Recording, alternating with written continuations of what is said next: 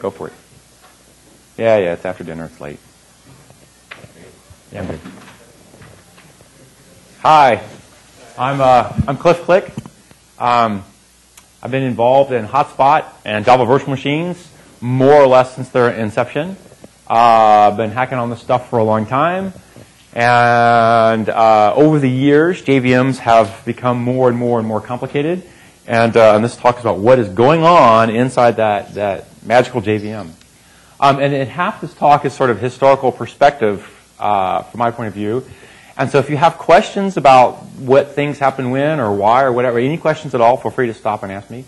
I'm all happy to take questions, and otherwise I'll talk rapidly the whole time. So I've been a JVM engineer for over a decade, and I'm still amazed at what goes on inside of a JVM.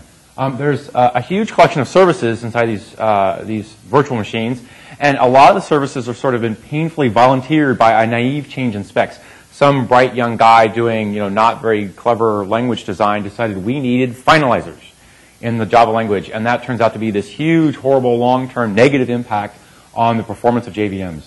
But we're stuck with them, and what do you do about that? And there's been a bunch of these kinds of services that are volunteered by some guy who doesn't know doodly about what's going on inside a JVM.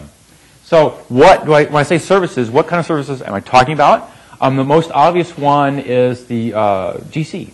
High-quality GC, parallel, concurrent, incremental collections, slow pause, or high throughput, very low total allocation cost, especially to the mutator threads. That's so when you get a Java virtual machine, Hotspot in particular, but in any of them, in general, you get a state-of-the-art garbage collection system. So not state-of-the-practice. It is both state-of-the-practice and state-of-the-art. It's very close to the bleeding edge what academics will do research topics on. And if I look at the quality of the research work being done on garbage collection, while it's some interesting high-quality research, the incremental improvement over what happens right now inside these the systems that the GCs that are out there is actually fairly modest. So we're definitely approaching the asymptotic limit here, and the cost of GC is the total allocation cost is quite low. High-quality machine code generations in there. Hotspot has 2 different JITs. There's also management of the code. You end up with megabytes, tens of megabytes, sometimes hundreds of megabytes of JITted code. There's a lot of profiling going on. Another hidden service that people don't think about is there's a bytecode cost model mentally people apply. If I do a put field or a get field, it turns into a load or a store, and you expect it to perform like a load or a store, although there's a whole lot of crap that goes inside a JIT to make a put field or a get field actually behave cost-wise like a load or a store. There's a uniform threading and memory model, and this remains true when Java's run across all these different platforms it runs on, from micro-sized cell phones to 1,000 CPU mainframes, many of which have very different memory models, and they're all abstracted over by JVM. And of course, things like type safety are in there. Dynamic code loading, you can say class for name, and proof code loads in, and it's just as efficient and fast as if you statically compiled it up front, right? So it's not just that it's there in an efficient, fast, useful way. It's fully JITted, fully profiled, fully running at all the right things. High-quality time access. This is one of the mysteries. People don't realize it, but your everyday existence depends on Java's high-quality time access for very stupid reasons. But if suddenly all the JVMs quit producing high-quality time, most of the large-scale services on the planet would fall over immediately, and all your eBays and your Amazon.coms and stuff would be like screwed. A lot of internal introspection services, reflection, JVM, TI, DI, PI, JNI, that kind of stuff. There's this huge pre-built library. There's a lot of access to threads, the underlying OS, threads, scheduling, priorities, stuff like that. So there's a whole lot of services in there. And you're like, where did these all come from? Mostly they were incrementally added over time. The language, the JVM, and the hardware which it would run on all co-evolved. So for instance, the incremental addition of finalizers, they weren't in the original spec. Or the Java memory model came along when it became clear that people were doing multi-threaded programming on multi-core CPUs, and multi-core CPUs were coming along. So that wasn't added until it was popular and common to have multi-core CPUs. 64-bit JVMs came along when it became popular and common to have 64-bit machines.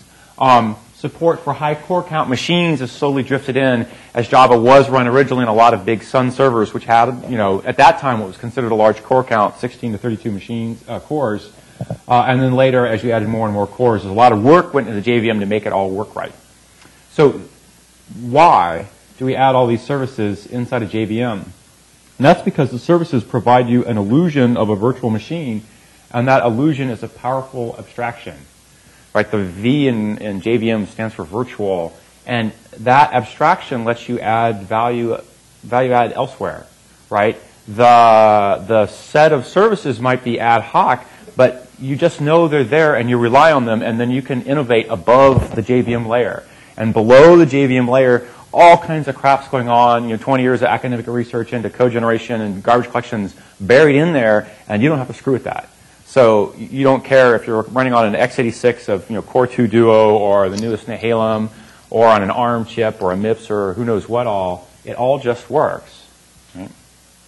Now, some of the services in here are very unique to Java, like dealing with finalizers.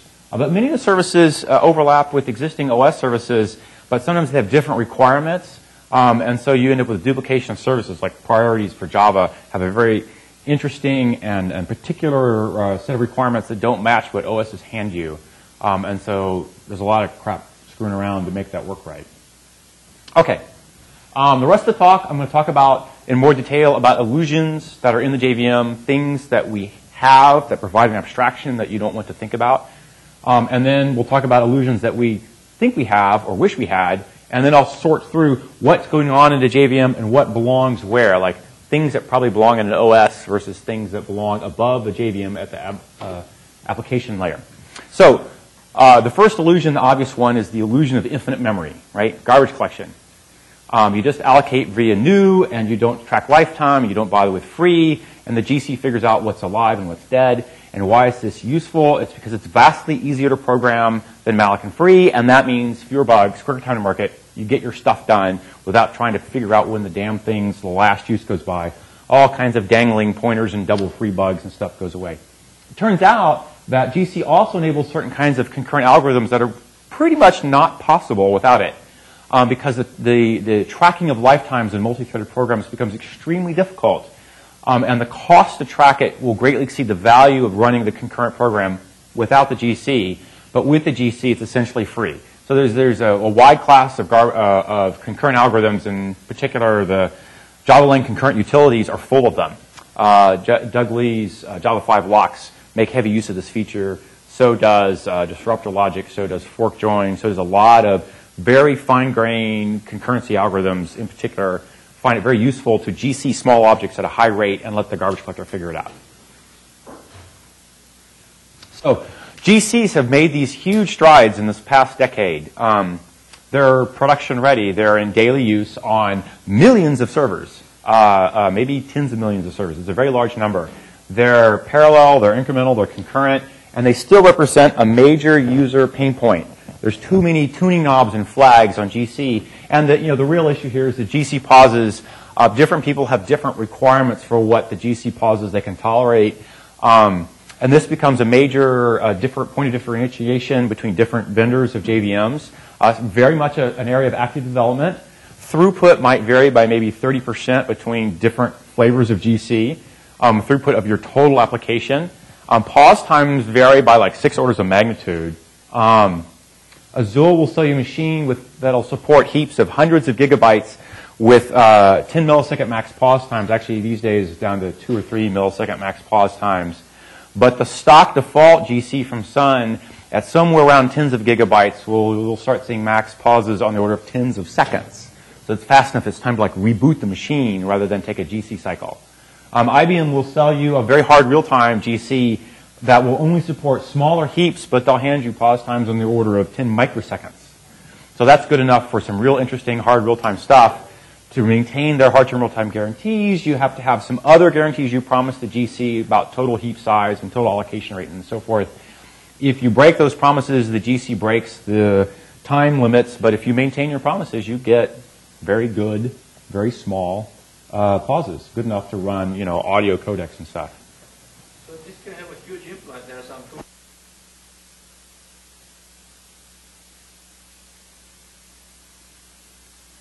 variation in the GC code, and the rate of the profiler is sampling. You can have like I'm happy to rant on profilers for a while if you'd like. I think I have a slide or two coming up on that. If I don't, remind me, I'll come back around to it. All the existing profilers on the planet are fundamentally busted in a very obvious and easy to detect way. They all rely on what's called safe points to do profiling. The JITs all aggressively try to eliminate safe points, and in particular in hot inner loops, they will typically strip them all out, and so all the existing profilers will have no profiling ticks in hot inner loops, which sort of makes them pointless as a profiling. And that's easy to demonstrate, and demonstrate on a large scale, useful, big benchmarks and programs. They don't tell you where the time goes. So I'll rant on that some more in a little bit.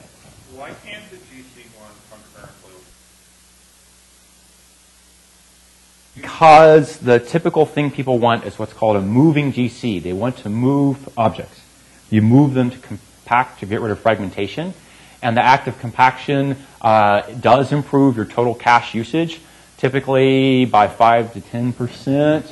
If you don't take a GC ever and you let the heap fragment more and more and more, you will run downhill 5 or 10% and then stay at that lower bound until the fragmentation starts getting substantially worse, and then performance will tail off a lot because you won't be able to find large chunks of memory to do bump pointer allocation. When you want to move objects for compaction, if you're moving an object from here to there, you do it by copying it. But if somebody's busy writing and they write mid-copy, they might not get those bits. And if somebody's reading, they might be reading stale bits instead of the new copy. And so the race between the GC threads moving an object and the race between the mutators who are doing something with it is a hard one to close. And the easiest way to close it is to stop them all, and then as fast as you can in parallel, bulk compress everything to one end, and then start them up again. Okay. Another illusion we have is that bytecodes are fast. Actually, the class file format for Java is a lousy way to describe programs. There are much better ways to do that, but basically we're stuck with Java bytecodes for now. The main win of having bytecodes as your universal programming description is that they hide the CPU details from you. So you're going to rely on them being fast, but that's sort of a big illusion because interpretation is slow, and we do jitting to bring back the expected cost model. If you have a bunch of bytecodes, it's A load 0, A load 1, put field, get field, invoke virtual, yada, yada, yada. If you interpret those one at a time, that's typically 10 times slower than what a good JIT will do. When the JIT gets after it, it'll turn into something like an x86 load instruction followed by a call or whatever, and all the bytecode overhead will disappear.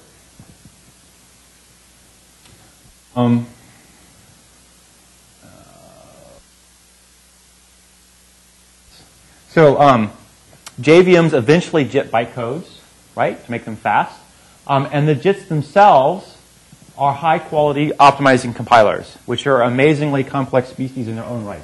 So I would have claimed 10, 20 years ago that the most complicated and difficult to deal with programs on the planet are optimizing compilers, which typically have a lifespan of about 20 years and have a continuous effort on the order of 10 to 20 man-years year in, year out until they die of old age.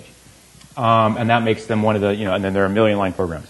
That makes them one of the larger, more complicated things out there, but a JVM has at least one in them. So JVM's more complicated yet. In particular, Hotspot server will bring you roughly GCC-02 code quality directly to the masses without you thinking about it. You say Java space program, you just invoked an optimizing compiler whose code quality is pretty good. But it turns out I can't use GCC directly. It'd be nice if I could have just picked up GCC and run with it, but we couldn't do that because we need to do things like track object-oriented pointers for GC. We need to do things like track the Java memory model, which doesn't match anything that's out there for C or C++ or Fortran. It's not part of the description of those languages in any way. And there's a lot of new code patterns that are interesting to optimize that don't make sense in the C or Fortran world. So the old school compilers didn't work, and we started from scratch in Hotspot. And most of the people who have successful JVMs out there, their optimizing compilers have in fact been started from scratch. There were a number of efforts to reuse old school static compilers, and they all essentially failed. They couldn't be correct unless they disabled so many of their key optimizations that they weren't performant enough to care. Okay, JITting requires profiling, and that's because you don't want to JIT everything. I mean, JIT stands for just in time. You don't start the compilation to your program's already running. So your program can't run on the optimized code until it has run a while to figure out what to go JIT. And then getting the profiling allows you to do focused code generation. It allows you to do better code gen as well. You get to make all kinds of good decisions based on real live runtime data, like inlining what methods are actually hot as opposed to sort of inlining everything, or picking where to spend your precious compilation cycles on what loops count. When do you loop unrolling and range check elimination, things like that. You don't have to do it to every loop in the program like a static compiler. You can just focus on the hot stuff, right? Branch prediction, fill code generation, instruction selection, instruction scheduling, lots of things use the profiling data, and that brings the code quality of profiled code to everybody. And that turns out to be worth 10 or 15% over a really good static compiler just straight up. If you take anybody's really good static compiler running, spec FP or something, and you run it in the profiling mode, and then you compile with the profiled code, you get this big speed up. Java gets that all the time. It's an interesting variation versus the static compilation story. Okay, another illusion we have is that virtual calls are fast. And it's actually mostly true. C++ basically avoids virtual calls. They're not the default. You have to ask for them, and because you have to ask for them, no one really tried hard to optimize them. But Java did. It makes them the default. They're everywhere, and because they're everywhere, they need to be fast, and they mostly are. So the JITs will do class hierarchy analysis, and that will often turn a virtual call into a static call right away.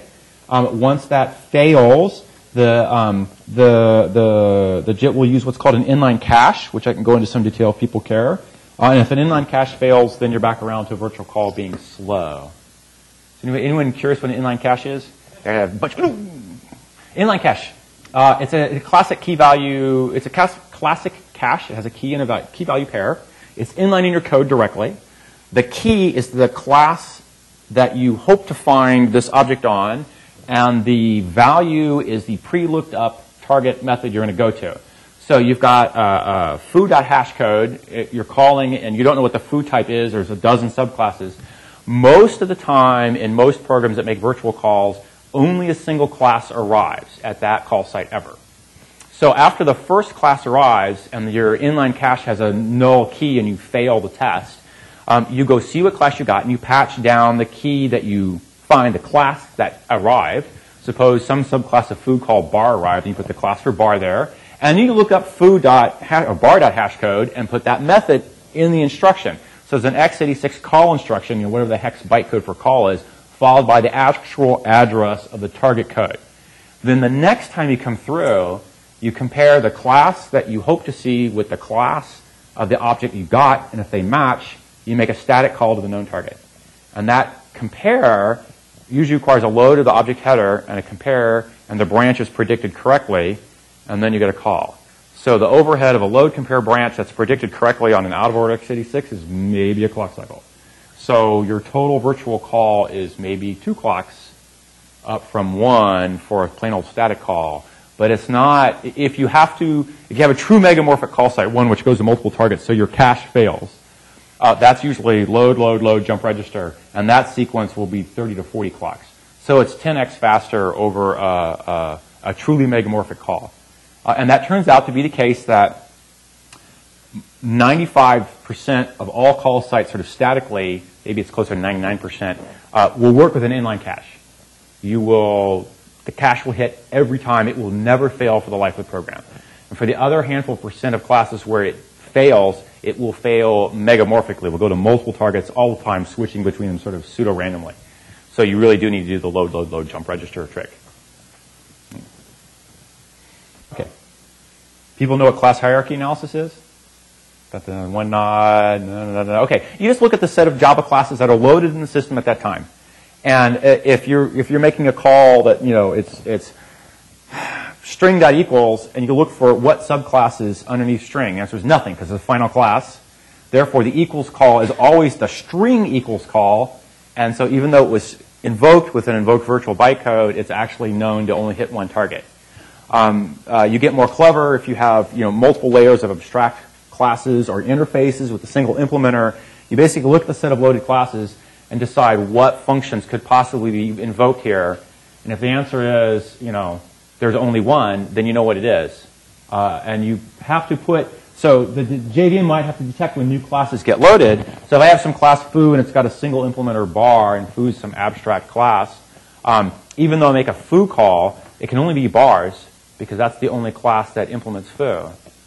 So at that point, I can just upcast for free any bar object, any foo object I see to a bar and make a static call out of it. If you load a second class that subclasses foo, that code is now incorrect, and you have to rejit it. You have to throw it away and recompile. Yeah. That's called de-optimization. In fact, I might have... yeah, okay, fine. I do. Okay, sure. So JVMs allow late class loading, right? And late name binding, i.e. class for name. So partial programs is one of the illusions. Partial programs are fast. They're as fast as whole programs. And that means that you can add new parts in, and that adding in is cheap in the sense that after you get done with class loading and the reprofiling, rejitting, the code runs just as fast as if you'd started it from scratch with a static optimizing compiler and pre-optimized everything, right? De-optimization is a hard problem. It's sort of it's somewhere between rocket science and amazing nitpicky detail, and it's not actually all that hard, but it's just amazingly nitpicky. That is the mode of converting a running program that's running some JITted code where the optimizers put the values involved in all kinds of different registers and spilled them in the stack and has them out of order and unsequenced properly with each other, and converting it back to like the straight up normal Java machine, virtual machine execution state. And then basically you have some JITted compiler frame on the stack. It represents inlines of 3 or 4 different nested frames. You have to unpack that into 4 or 5, however many nested frames it needs to be, and you populate them just like the interpreter would have done. And then you can unwind in the middle of a method. Basically, it's total. You get good code quality optimizing code, but it's like you could also debug it at full speed. At any point, you can stop the guy and say, I was executing this bytecode right here at the time you loaded that class, and now I have to use the new semantics. I now have a new possible target for this function call. One of the fun things I'd love to go explain to somebody, but only when you're ready to really stick your head into the guts of code generation and stack frames and things like that. Okay, another illusion we have, consistent memory models. All machines look like the Java memory model. Not. In fact, all the memory model rules vary widely from machine to machine. And that means the rules on when I do a store on this core and a load on this core and that load sees this store vary widely from machine to machine. Even within generations of the same machine. So on x86 in particular, for a while their memory model was dependent upon the chipset that went on the motherboard, which was not always implemented by them. So Intel refused to hand out a memory model because it varied according to whether your motherboard was built by Compaq or HP or Dell, right? Eventually, they started doing mostly all the motherboard chips of interest, and then they could tell you what that memory model was, and now I have a memory model for x86 that looks to be very interesting, reliable, conservative. It's pretty slow, except that there's some recent papers by people who show that it's actually busted, and Intel's wrong. Their chips don't implement their spec. But that's a different problem. A lot of other chips out there have much weaker memory models. In particular, Itanium and Azul are very aggressive, will allow a lot of reordering. And in order to match the Java memory model semantics, we have to very carefully prevent orderings when the hardware would otherwise allow reordering. And that's done by a combination of inserting fences and code scheduling by the JITs. I guess that's the main pieces. The JITs have to be very careful. Well, there are some optimizations that you can't do without breaking the memory model as well. So without that piece of work, your program will run differently on a single core machine versus a 2-core versus an ARM versus a Spark versus an Itanium. The meaning of the program varies depending on the hardware.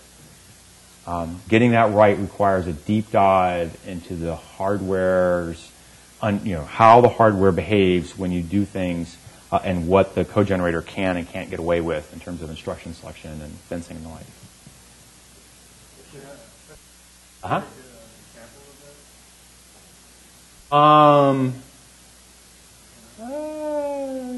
Flew ahead. I lost. I'm going backwards, right? Yeah. Yes, I am. Okay. That's why I can't figure out what I'm doing here. Okay.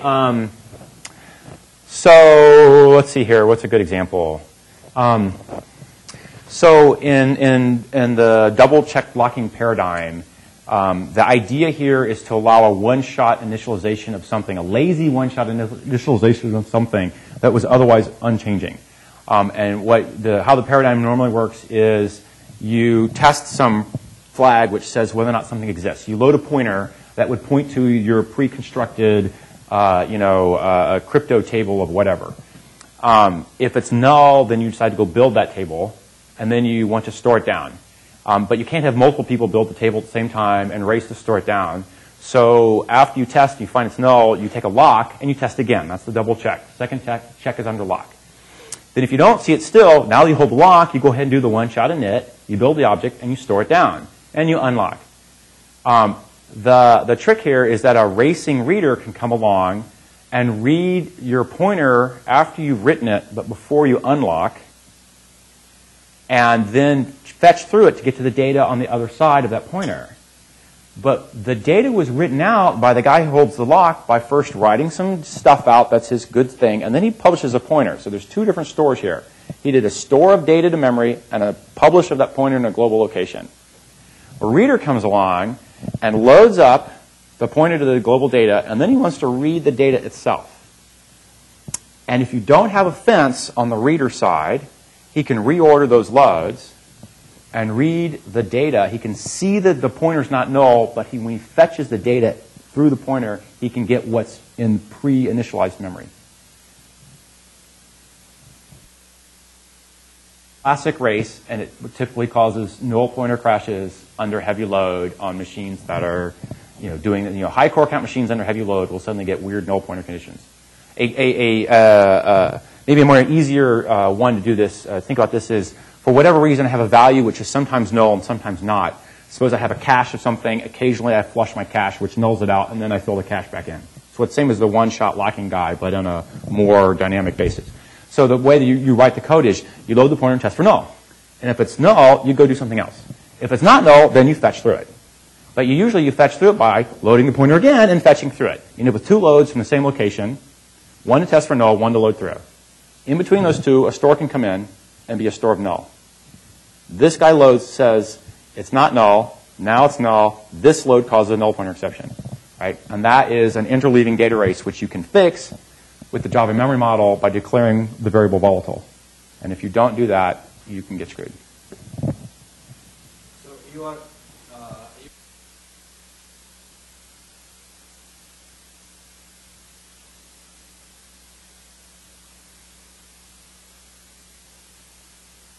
flexible.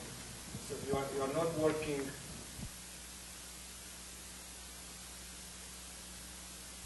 Right. Okay. Right. I am meeting the Java memory model spec, but I am not going to save you from writing a racy program. Right? So you can still write a broken program. What I can only do is promise you that the Java virtual machine behavior that you'll observe matches this particular spec. But within the spec, there's a lot of behaviors that are allowed. In particular, thread interleaving is sort of arbitrarily undefined. And if you have written a program which has a data race, you should have taken a lock instead of done multiple operations without the lock. I'm not going to save you. On some kinds of multi-threaded bugs, the x86 memory model, being as conservative as it is, will save you. There are some multi-threaded bugs you won't ever get on an x86, but you will get on a looser memory model machine that are allowed by the Java spec. There are also a lot more race conditions which are very rare unless you're under a high core count machine under heavy load. And x86s have traditionally been fairly low core count relative to the big servers that they've been sort of invading into, and that is changing. So now I'm seeing a lot more people on their x86s hit races due to basically buggy Java code. Azul Systems went through this years ago where we got a lot more of other people's data race bugs because we had a valid machine, valid implementation of spec, but it was much looser than people were used to, but it was still a valid implementation. I have a whole talk on data races, and maybe that's a better fit here. I mean, we should go.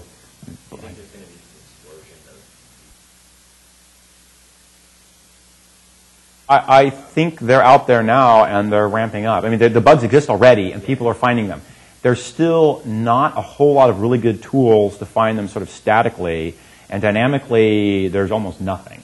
Once it happens, your program crashed, and you're scratching your head, sort of playing Sherlock Holmes yourself. How did I get here? What set of events what thread interleaving got me to this funny place? It's a hard problem. It's not a solved one. Azul Systems sort of fell over it harder than other people, and earlier we would take somebody's program that would run for a week on an x86 and it'd fall over in 10 minutes for us. And in the beginning, people didn't like that. They said, hey, your program's busted, your hardware's busted. But now they're the other side around. They like to run on our gear to get their race condition bugs out, and then it runs nicely on an x86. Okay.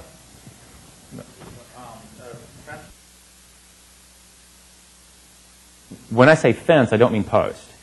When I say fence, I mean a memory fence, which on most modern CPUs means a forcibly ordering of operations, and it's done only relative to the core that issues the fence. So the core that issues the fence has all his current outstanding memory operations complete before ones that follow the fence begin. Or at least semantically, that's what the hardware designers provide. Under the hood, all kinds of crap goes on. So if you issue a load and it misses in your cache, but you don't touch that register, usually the machine will carry on and issue more instructions, including loads that are hitting in your cache.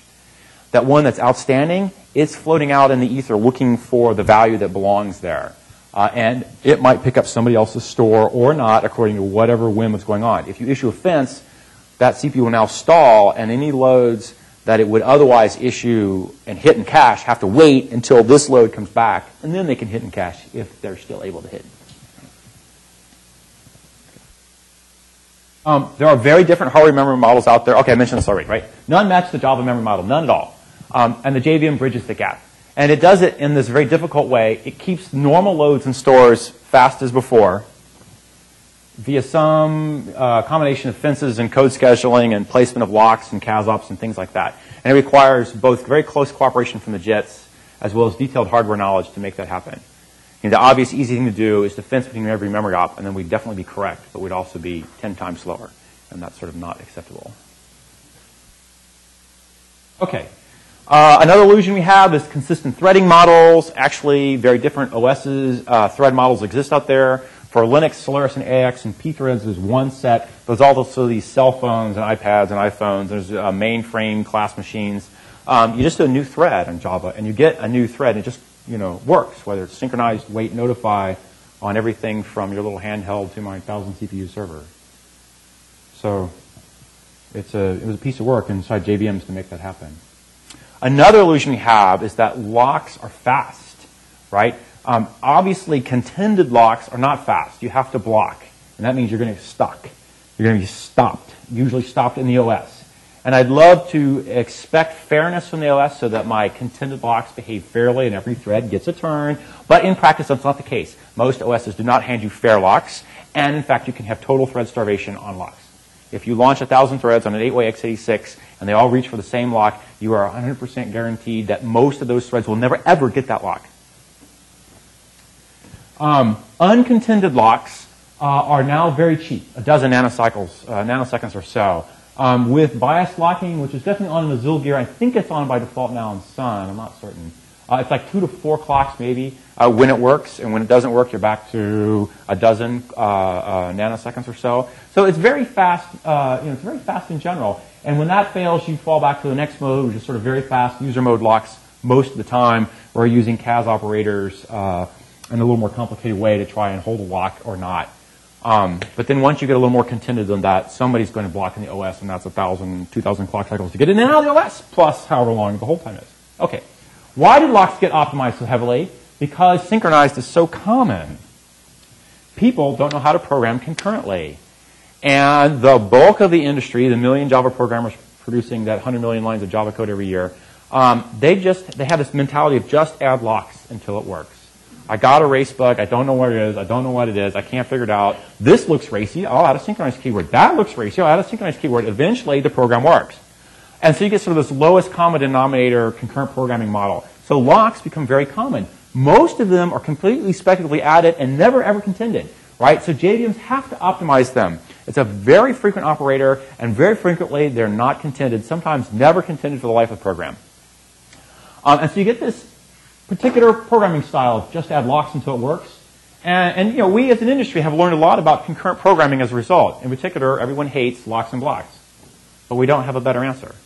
And I'm sort of looking for a better answer, and I'll be happy to shout to the world when somebody else tells me, yeah, I got this cool thing and it's a better answer.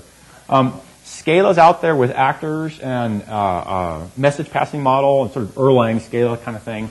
Clojure does a very different model with software transactional memory, but it's immutable, shared immutable stuff is never shared unless it's inside a software transactional memory.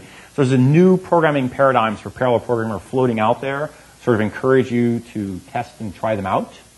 And if the industry can pick one and decide this is the cool new way to program, I'm certain I can do fun things with it in a JIT, in a JVM to make it go faster. Okay, quick time access. This is my favorite whipping boy because it's such a stupid thing. Current time millis. It's called billions of times a second in some large benchmarks. It's hard to do anything a billion times a second when your clock rate is only a billion a second anyhow. But for a large core count machine, you'll see current time millis on particular benchmarks called billions of times a second. So it's actually fairly common in all large Java apps. People rely on current time millis to get little date objects to timestamp every little transactional thing that goes on in the universe. So they get zillions and zillions of current time milli calls. And then it turns out that because so many of them happen, people have become to rely on this interesting property, which is not guaranteed by the language spec at all, which is that if thread 1's last call at current time millis is less than thread 2's, so they're only at millisecond boundaries. So there's, a million instructions going on before they hit that millisecond boundary, and then one is ahead of the other by one tick. As soon as that one tick, which might be one out of the million instructions within that millisecond range happens, then thread 1 assumes that he has a happens before relationship with thread 2. Whether or not that's actually guaranteed by anything, he makes that assumption. And if you fail to implement your current time millis in this way, some large Java app servers that are highly common when put under load will start failing. And I have seen this repeatedly. So to make this work right, we had to do all kinds of screwball games to get a coherent, clock cycle coherent accurate clock, right? So you might think you could use x86's TSC register, the tick counter register, but it turns out the value is not coherent across CPUs. New with Nehalem, it's coherent within a core, within a socket, get this right, and also it doesn't change with power modulation, but prior to Nehalem, it went up and down in the rate at which it ticked according to the rate at which the CPUs were actually clocked, but he did dynamic clock frequency changing on the CPUs to do thermal regulation. The chip was hot. I slowed it down. I slowed down your clock. I changed the ways the TSC ticked on this core, but not that core. And therefore, their current time milli numbers would get out of sync with each other. And then the programs would get this property failed, and then you crashed. Right? So in new on the Nehalem, they're coherent on the die, but not across the die. So if you have two threads that are on different sockets, and they ask current time millis, they might vary by as much as a fraction of a millisecond. They might get that 1 milli off by a little bit. And then they do something, they'd communicate through memory, where one guy would assume this happened for that, and it wouldn't, and they'd be screwed. So I can't, in fact, use the TSC register. What happens instead is the existing ways that we do the fastest possible Linux get time of day call, which turns out to be the kernel is updating a structure in memory, and then readers read a multi-word thing, and then they read it a second time, and if they get it equivalent the first and the second time, then they got a coherent read, and that's the current time. So that's like a dozen reads plus some coherency check, make sure the two sets of reads return the same values. And that gives them an accurate time of day, and you scale it to milliseconds and record it. Just a second. But instead, there's a better answer, which is have the kernel do a plain store 1,000 times a second to some read-only piece of memory, and then other threads can just read that piece of memory and get the current time millis already pre-scaled and pre-computed. And that's worth 10% on a key benchmark. Really stupid. I hate it. I hate it. I hate it. But there it is. 10% something. What you're talking about.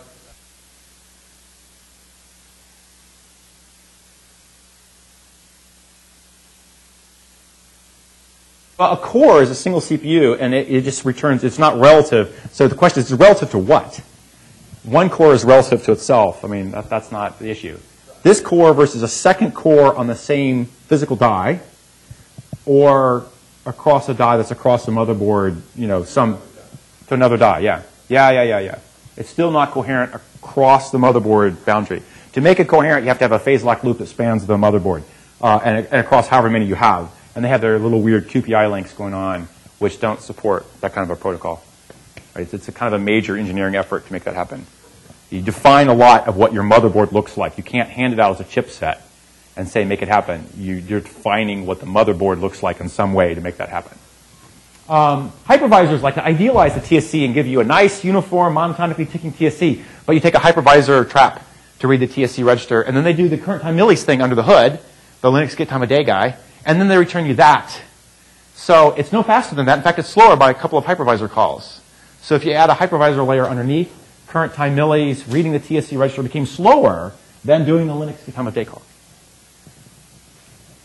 Very annoying.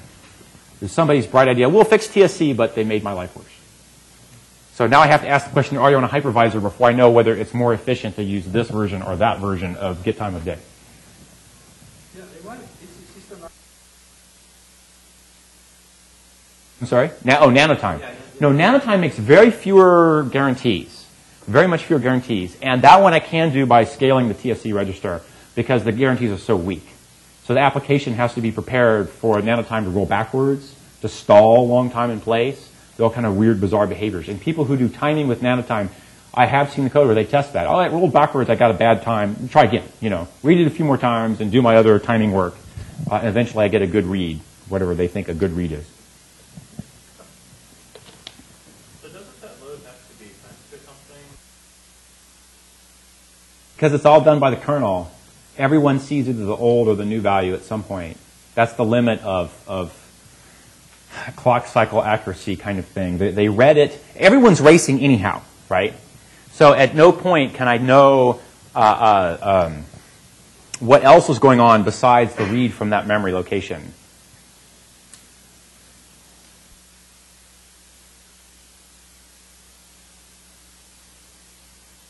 No. No. This is the classic data race programming 101.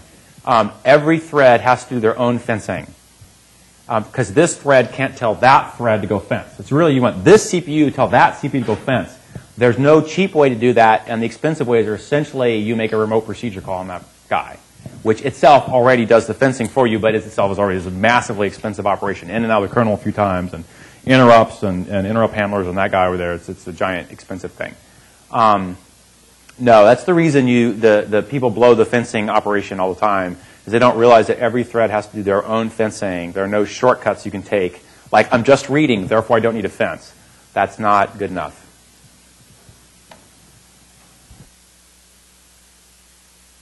Okay. Illusions we think we have, or wish we might have. Infinite stack. Tail calls. Tail call elimination, right? Useful in some functional languages. Running code is data. Closures, like real closures, some people call for. I think Java 7 is going to have something pretty close to good enough to real closures that it might as well be. It's close enough for people who might actually care about something. A lot of people care that capital I integer would be as cheap as lowercase int. These are like the JRuby Jythons of the world that are trying to map some kind of idealized integer as their normal default integer down into the real hardware. And lo and behold, it's not nearly as fast as using a plain int by like factors of like 5x or so.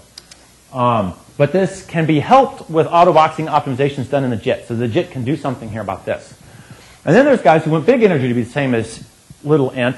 And that might get better if I had, for instance, tagged integer math or some sort of silent overflow checking for, and then overflow to infinite precision integers. Those are harder to do. The auto-boxing is actually kind of easy to do in a JIT, and some happens now. This one's much harder to do, and unless big integers are everywhere ubiquitously done, because that's the new coding language that layers over JVM, I'm not going to do tagged integer math. It ain't happening.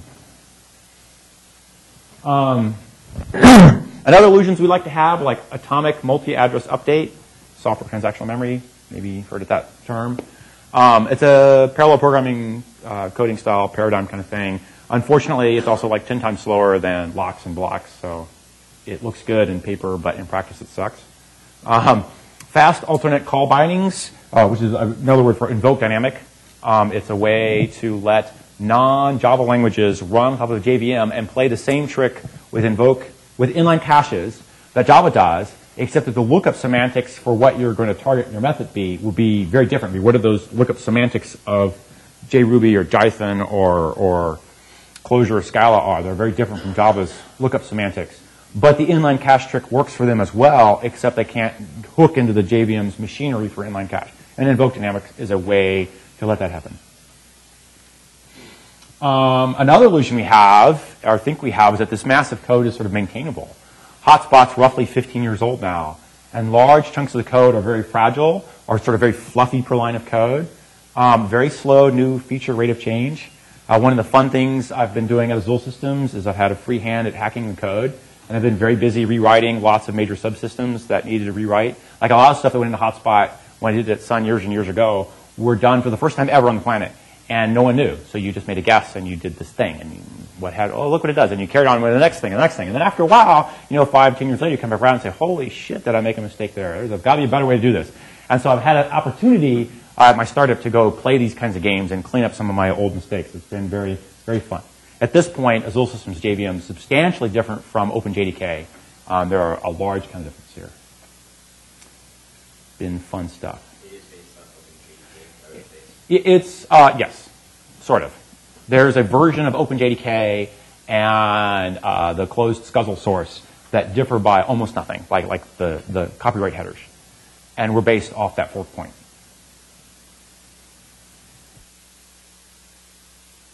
Okay. A couple more illusions we might think we have. Thread priorities. It turns out that on Linux, there are mostly no thread priorities, unless you're root. But you can't be root in any sort of production environment. You're running your JVM as root as any sort of production environment, because then sort of security hole gave you root on the box, right?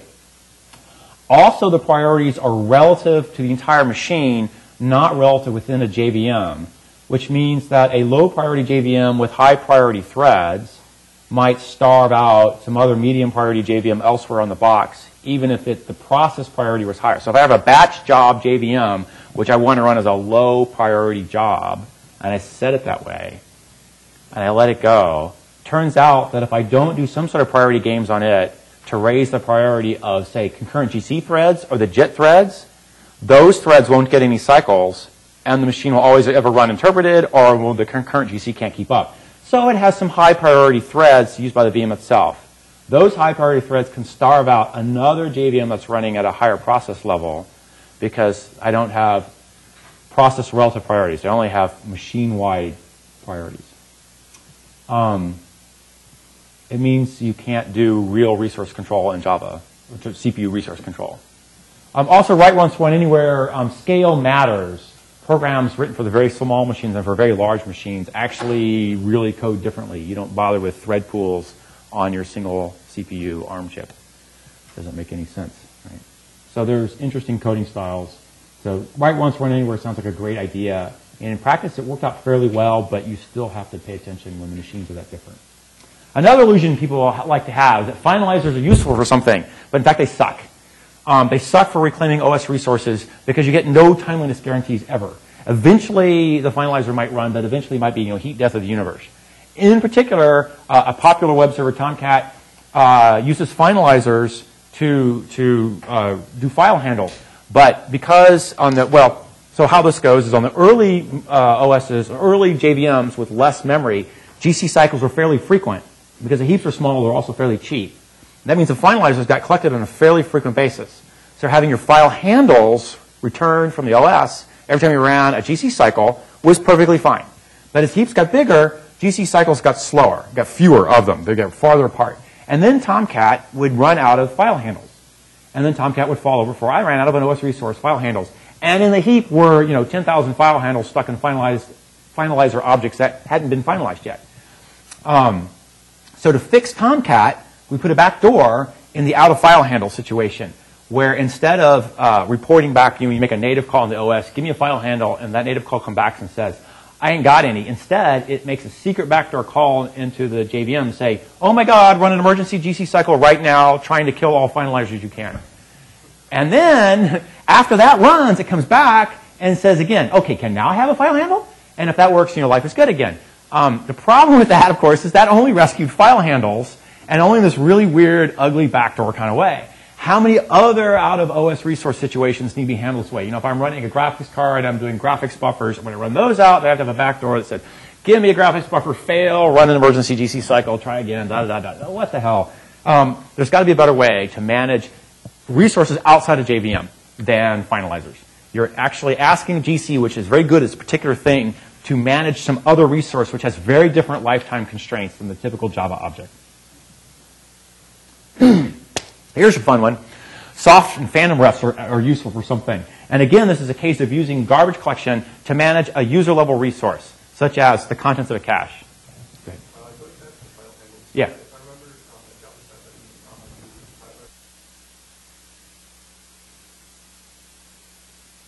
Huh?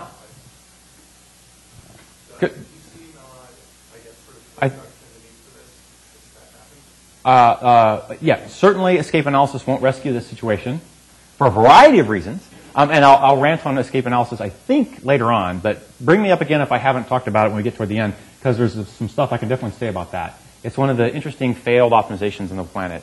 It doesn't actually do anything useful in real programs. Okay, fine. Soft and phantom refs. Right, okay. Suppose you have a large cache, and it's doing its good job in happily caching things, and you're using GC to manage the cache. So that GC, you have a soft ref such that you don't let the GC tell you that it's time to flush some stuff out of your cache because it's low on memory. So what can happen is, for whatever reason, you hit low memory, and the common case here is that you had a little load spike. So the load's running along, it's bouncing them down for the load. And the CPUs are all busy doing their thing, and the cache is busy caching away, and that means you're getting hits in the cache, and those are all working great.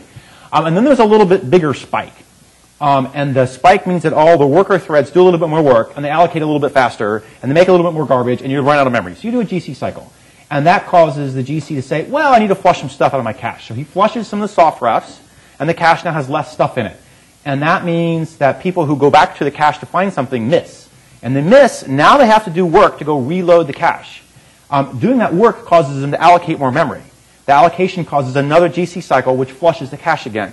And rapidly, your server performance falls off a cliff. The cache is endlessly getting flushed by rapid GC cycles, and the server is essentially thrashing itself to death. And at this point, you can't recover short of cutting the load off and very gradually applying load and letting the cache build up again so it's hitting again. Or you reboot the machine, which is essentially what happens in practice. People see these servers do fine at some threshold and a little bit more load, and they just crater. They have very non-linear performance characteristics. They don't peak out and back pressure load they can't handle. They just crash. Oh, by the way, that particular crash I'm talking about here, it hits whole clusters at the same time. Because if the load hits the whole cluster and everyone's running along close to this kind of a margin, when this node goes down, all that load goes to these other clusters, and then they go down the same way. HA, great idea. Wished it worked. Okay, services summary. Services that are currently provided by JVM. GC, JITting, Java memory model, thread management, fast time access, hiding CPU details and hardware memory model from you, right? Services that are currently provided below the JVM level. These are the things in the OS, threads, context switching, priorities, I/O, files, virtual memory protection, stuff like that. And then there's services provided above the JVM layer. This is application level stuff, right? Thread pools and work lists, transactions, crypto, caching, models of concurrent programming, alternative languages like new dispatch rules and big integers and stuff like that.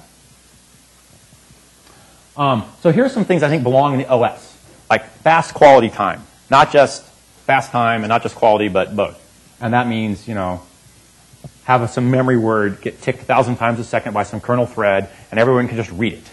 And then you get a coherent read of the current time across all your CPUs on a clock cycle by clock cycle basis. Way faster than even doing a TSC load and shift and scale add, and then coherent across everybody. Another thing going to the OS is thread priorities. Because right now the OS provides priorities at this process level, and you want to not allow a medium priority JVM get starved out by a low priority JVM who happens to have some high priority threads, right? But you still need to have thread priorities within a JVM, or else the GC threads will get starved out by a busy mutator. And the same for the JIT threads. In fact, the Volano benchmark of a dozen years ago, it would launch 1,000 threads that were doing all kinds of fun stuff, talking a chat room to each other. And those 1,000 threads would burn all cycles on the machine, and the JIT threads would come in at the same priority as the mutator Java threads. So 1/1000th of the CPU was spent jitting, and 99 thousandths were spent doing application work, which meant the entire lifetime of the benchmark was run without the jitter ever completing the jitting of a single method. They ran in interpreted mode the entire time. They ran 10 times slower because the jitter couldn't get a cycle in to do something about it. And so we had to put priorities inside the JVM that were sort of external to what the OS provides. You have to do duty cycle locks and blocks. Stop the mutators from running long enough to let a JIT get its job done. And that's a thing that should have been done in the OS. He's already doing thread priorities of some kind or another. He just needs a richer priority model. Oh, yeah, here he is. Right now, Azul's faking thread priorities. We also need it for our load policy collector for much the same reason. If every thread is busy doing, generating new garbage, doing mutating, the GC threads need to get their work done as well, or you will get pauses. And to do that, you have to do some sort of priority game where the busy mutators are slowed down enough to let the GC get its work done. Okay, things I think belong above the JVM. The JVM provides thread management and fast locks, but these new languages have a lot of new concurrency ideas, and the JVM is just too big and too slow to move quick here to try out all these interesting models of concurrency. So I think these models belong above the JVM. Actors, message passing, software transactional memory, fork join model, or disruptor. These are kinds of interesting models of concurrency that shouldn't go into a JVM until industry-wide we see some consensus on the right way to do concurrency. And then maybe the JVM can provide better building blocks for doing stuff like specific kinds of software transactional memory or optimizing park and unpark or whatever the hell the thing is I need to go optimize. But I don't want to be implementing new concurrency models on a once-a-year basis as people explore how do you write large-scale concurrent programs. Fixed noms. I think they could belong in a JVM instead of the language implementation. JVMs provide this int and long primitives, but many of these new languages want some sort of idealized int. And the obvious translation to Java bytecodes, is very inefficient. At the bytecode level, they're busy trying to test for overflow and do all kinds of screwball games. And the JIT can make that kind of stuff very efficient. But then I'll also throw in the counter argument that says 64 bits ought to be enough for anybody. It's a Bill Gates moment here, right? 640K ought to be enough for anybody. Everyone remember that one? Yeah, okay. 64 bits ought to be enough for everybody, right? You as an application level programmer will know if you need more than 64 bits, and then you just use big integer yourself. Don't make the JIT try to guess whether or not I have to be doing big integer on the fly dynamically or not. I should just use 64 bits, and that will almost never overflow unless you're doing something where you're using an array of bits that you're calling an integer, like what crypto does with big ints and stuff like that. Don't make everyone else pay the performance overhead of big integer when 64 bits is good enough. Okay, things to keep in the JVM. GC, jitting, Java memory model, and type safety are all kind of tied up together in a big knot. The jitting itself is clearly something that's not done in the OSs, hasn't done the OSs forever and a day, but also it doesn't make sense to do it inside the application. It really belongs in the JVM. The GC requires deep hooks into the jitting process, and so does the Java memory model. Both of these things have this sort of very fundamental impact on how the jitting produces code or thinks about and analyzes the code. There are a few alternative concurrency models that could expose weaker memory models to the application, which would enable you to use hardware that use a cheaper memory model. And that's still going to require close JIT cooperation to make those kinds of models work. But you could get away with hardware that was much more loosely coupled than an x86 is, and perhaps get much higher scaling capabilities. Some guys were talking to me yesterday about their mini core project around here, which had a loose coupling to memory at some layer or another. There are some application model changes. It wouldn't be called Java anymore. It'd be something different. But you could get something going there that still was programmable, still was useful to work on, but you'd still need close cooperation from the JIT. Okay. Above the JVM, I think OS resource management doesn't belong in the JVM and finalizers. It belongs outside the JVM. The application needs to manage file handles, for instance, or graphics card buffers, or networking buffers, or whatever the hell external memory you're going to manage. There's lots of ways to do that, but don't burden the GC with the knowledge of more of some particular resource X can be had by just if I got rid of all the finalizers right now or not, right? Also, I'm still in the mode that weak, soft, and phantom refs belong at the application level. the GC should not be changing the program's, the application semantics. So here's a real bug we've had. Azul Systems runs this cool GC we have. It's very different from the standard model in that we run full GC cycles quite rapidly, but they're very inexpensive to run. It's very counter to what the normal model is full GC cycles are extremely rare, but when they happen, they're very expensive. Also, finalizers and weakened soft refs all get reclaimed on a full GC cycle boundary. So for Azul Systems, we cycle finalizers pretty rapidly. That's great. But for soft refs and weak refs, we cycle them pretty rapidly, which is not necessarily great in some applications. So, for instance, in particular, people who are running sort of close to the edge on memory on a sort of classic compiler, the odds of them injecting a new soft ref into a table and then looking at it just a clock cycle later and having a GC cycle happen between those two is extraordinarily rare. And for us, it's 100 times more likely because we cycle our GC 100 times more often or 1,000 times more often. So people who do something like make a soft ref, put it in a table, and then the very next thing they do is pull it out knowing that it exists and don't bother to check for null, will fall over on our box, have fallen over on our box because we cycled the GC in between those two. We exposed a rare race where the GC is changing the application's semantics. Okay, so quick summary. Shove thread priorities and fast time access in the OS. OS level resource management like file handles should belong in the application. Fixed nums, tail calls, closures probably belong in the JVM and not get faked above it. And then for Azul Systems in particular, we do very aggressive virtual memory to physical memory remappings at the terabyte a second kind of rates, which means that like the classic OS hack calls like memmap is just too slow. So we need OS hacks to expose the hardware TLB to us. This can be done safely across processes, but within a process you can screw yourself up. You know, it's okay to shoot your own brains out. The OS should prevent you from shooting the next guy's brains out. Right? And that means I want, okay. Also, hardware performance counters. Intel did this amazing thing of making them kernel mode only. But JVMs are a natural consumer of hardware performance counters. They're already doing profiling, and they do all kinds of cool things with the counter, the profile-directed compilation and the like. And they can map the counter data, the program counters, to actual Java bytecodes and then to line numbers in your Java program and the like. So the JIT is involved all the way in converting performance counter data to something usable by the end user.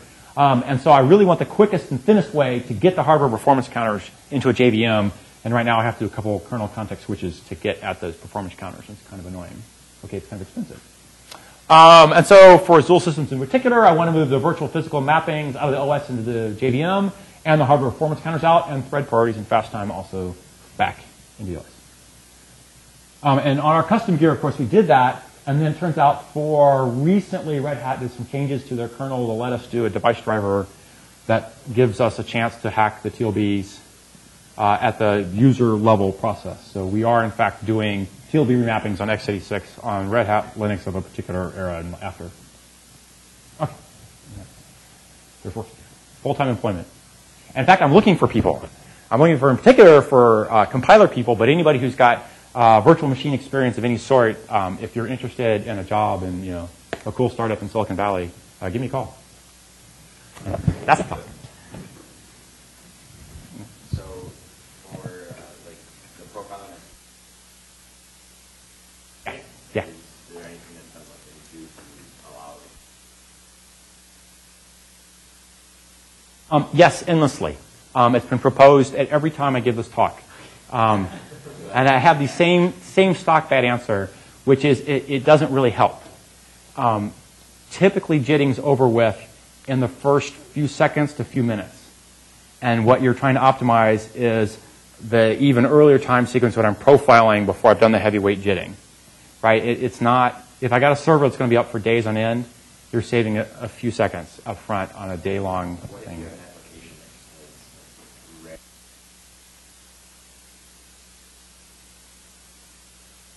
Yeah, do a load, do a fake load. If you have a rare code path that must be fast, then apply a bogus load up front to warm up those code paths. That was an unusual one because what does profiling mean? It means you see where the time goes and what happens there. It's very unusual to have a rare path that must also be fast. Some high-frequency trader guys fall into that category. But like a lot of real-time guys do not, because their common path is also this thing that must be fast to go do whatever avionics control or bit fiddling they're going to do. People who actually need a rare path be fast are much less common. Does the CLR company Ouch. Excuse me. So it's sort of I don't track Microsoft all that closely, but the sort of obvious thing that happens is that the Java, when running dynamically generated code versus CLR, is like hugely faster. And so they haven't solved these problems as well as Java has. Can they solve them better because the CLR is different? I don't know. I wouldn't say so up front. They allow object inlining, which does rather horrible things to GC. And I don't know a good way to solve that problem in terms of having the GC do something quick and robust and fast and letting the optimizer also optimize the hell out of things as it goes. They also don't have they haven't had a real memory model, but they were working on it for a long time. When I say real, I mean they had so many backdoors for legacy code to keep it running that it was essentially you didn't have a memory model. The code did what it did, and you hoped it worked. But you couldn't reason about it in a sort of academic way. And that, in turn, means you can't throw like an optimizing compiler at it. Now, a big optimizing compiler is like a giant theorem prover. It's constantly proving interesting theorems. But to do that, you have to have sort of real axioms to work with. And you can't do that unless you have a memory model. I haven't seen anything that makes me believe the CLR could be better. In practice, it's clearly not.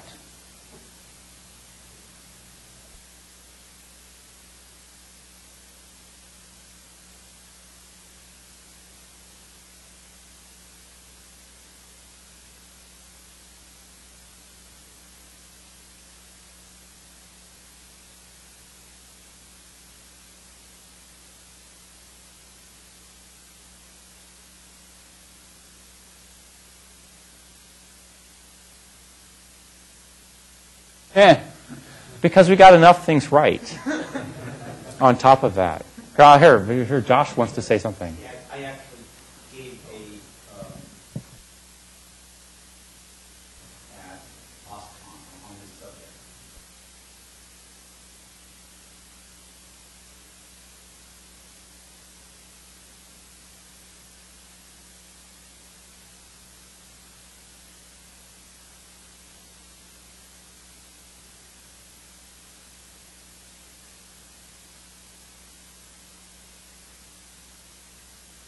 Something that dies is something that looks and felt like.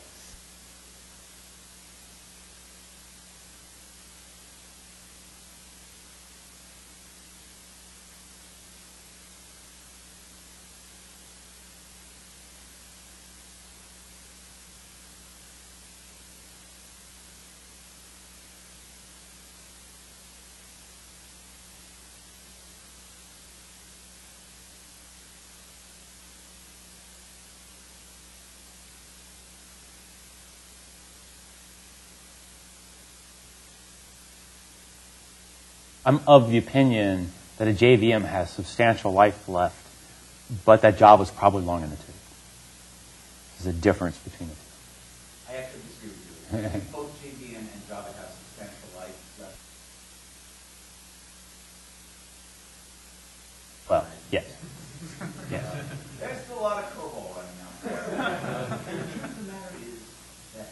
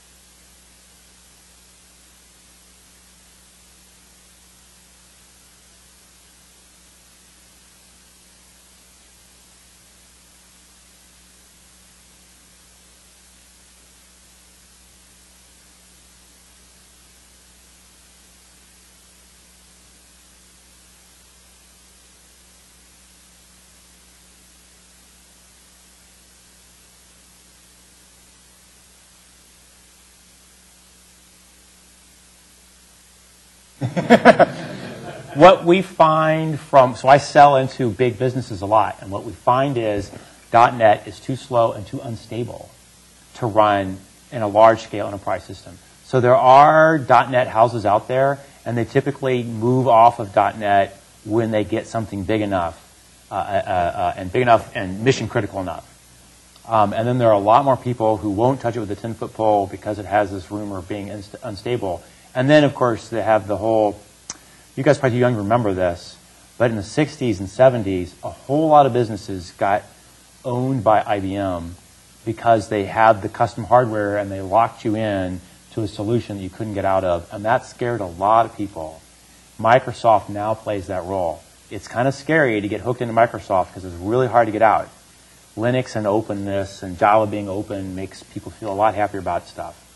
So even on their otherwise equal merit, I think the openness feel directs a lot of people to head that way. But in practice, .NET's not stable enough to run big businesses on their back-end servers on a regular basis. It works great at the desktop. I'm not talking about that. I find it really interesting because a friend of mine built.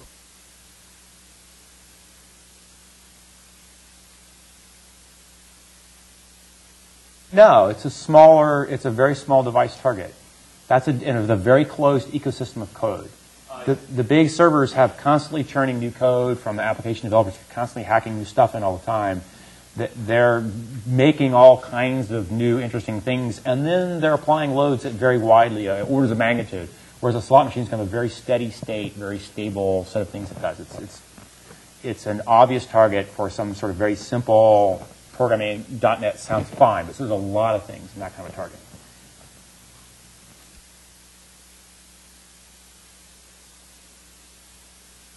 Okay. I should let the Google guy answer that. I'm not going to touch it with this. There are a lot of ways you could improve Java bytecodes. And Microsoft did a lot of research on how to do better bytecode format, but it was too late, and Java bytecodes won the day. But they came up with some really cool tricks. Amongst them is this trick that suppose you you generate bytecodes that are doing a 3-address register map instead of push stack, pop stack. But you have to allocate to some sort of set of registers. And obviously you want to allocate to an infinite register set. But it turns out that you can take your infinite register set and fold it in on itself by sort of powers of 2 and compile down to a 15 register set, and within that a 7 register set. So that if you're on a machine with only 7 registers, you'll spill different things. You'll allocate up to the 7 directly, and things beyond the 7 will spill, but you've arranged the allocation such that the spills are sort of minimal as you cross the boundaries between where the 7s need to go. And then that same encoding, you can add one more bit, and it's now a 15-way register allocation encoding. And this kind of a model you can JIT from bytecode to machine code that's pre-register allocated essentially on an x86 for almost no cost. Really, the majority of the cost would be like getting the bytecodes off disk. For the cost of L2 cache hits and L1 cache hits, you can convert bytecodes into machine code for disk streaming speed. So that's kind of a cool trick, but bytecodes are here with us now. Too late.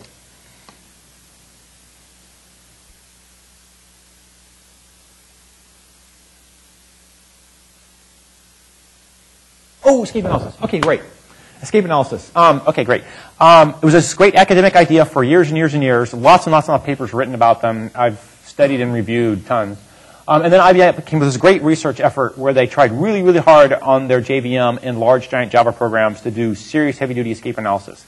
And what they discovered was that on these big Java applications, they're just too big to do any kind of analysis that you could reasonably do at runtime.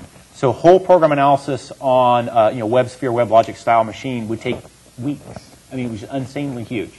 They worked a long time to get gigabyte-sized data sets to run in days instead of weeks. It was amazing, a lot of work they did to make it go, and a lot of papers out of making it go fast, where fast is defined as we got it done in a day instead of in 2 weeks, which ain't going to work for a JIT. So unless you did that level of analysis, you got too conservative too quick. And the escape analysis have to say, it might escape, and therefore I don't know, and therefore I have to do heap allocation. And so in practice, when they ran a level of analysis they could afford to do at runtime they never got an interesting amount of objects heap allocated. They tried really hard, did all kinds of clever tricks. They got bytecode peeking and poking and tried to guess things would or would not escape, and they never got very far with it. Hang on. And then I did a different take out on Azul. I did escape detection and escape analysis. And the difference is one is conservative and one's optimistic. And in escape detection, I will allocate something on the stack, and then if it does escape, I'll have to do essentially an escape event, move it to the heap. And that's sort of a miniature GC cycle because I have to find all the pointers to it and change them as I move this object from hither to yon. And then it turns out that after sufficient inlining by the JIT, most allocation sites fall into one of two camps. They either make something that's always thread local, or they make something that's frequently going to the heap. And so with a little bit of profiling, you can get the allocation sites nailed down as to whether they're stack friendly or not, and then start allocating objects on the stack. And under that model, I was able to get between 50 to 70% of all objects stack allocated in a large, busy app server, JBoss under load. And that is a hugely better number than any academic work that's sort of published out there. The downside with it, what happened then is Azul's plain normal GC was just too good, and we didn't care.